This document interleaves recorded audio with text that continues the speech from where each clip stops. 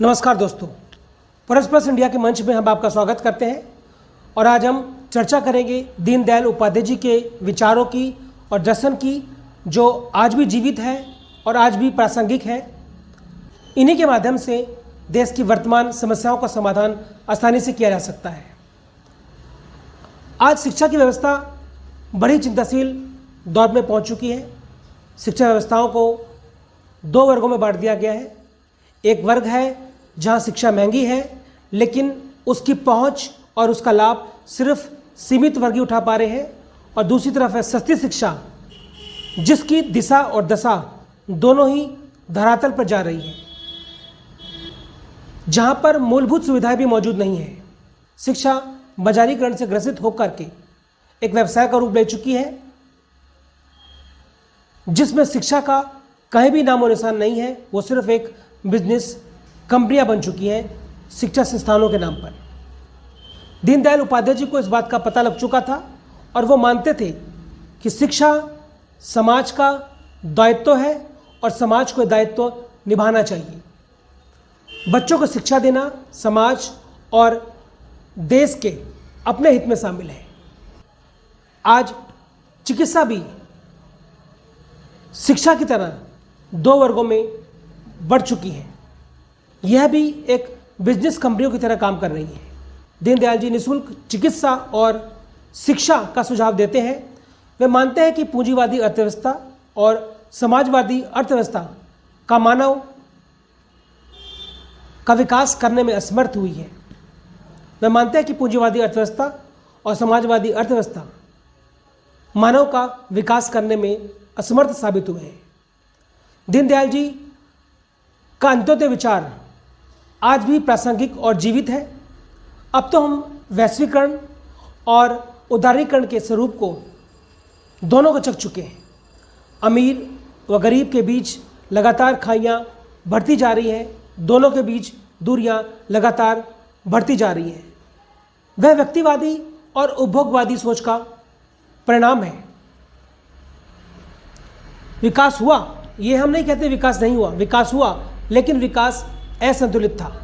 सत्ता व समाज दोनों को जिम्मेदारी से काम करने की दीनदयाल जी प्रेरणा देते हैं। समाज के सबसे निचले पायदान पर जो व्यक्ति है, उसके उत्थान का प्रयास सत्ता की प्राथमिकता होनी चाहिए। निर्माण नींव से शुरू होता है, पहले छत नहीं बनाई जा सकती। इसी प्रकार जब भवन की सफाई की हम बात करते हैं तो भवन की सफाई छत से होती है और उसके बाद फर्श का नंबर आता है। यह समाज और सत्ता दोनों पर लागू होने वाले विचार है। इसी प्रकार दीनदयाल उपाध्याय जी ने हर हाथ को काम और हर खेत को पानी देने की वकालत की है और अपना विचार दिया है। समस्या यह है कि आज भी स्थिति जैसे कि तैसी ही बनी हुई है। यहाँ खेत में पानी का अर्थ है कृषि में उन्नत विचारों को देना और किसानों की आर्थिक स्थिति को मजबूत करना। भारत एक कृषि प्रधान देश है। उन्नत कृषि के लिए गंभीरता से प्रयास करने की आवश्यकता थी।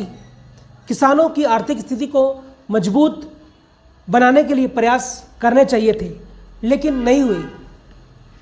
खेती लाभप्रद होती, भंडारण और बाजार की उचित व्यवस्था होती, तो हमारे ग्रामीण युवा कृषि को छोड़कर के शहरों की तरफ मजदूर बनने के लिए नहीं भागते।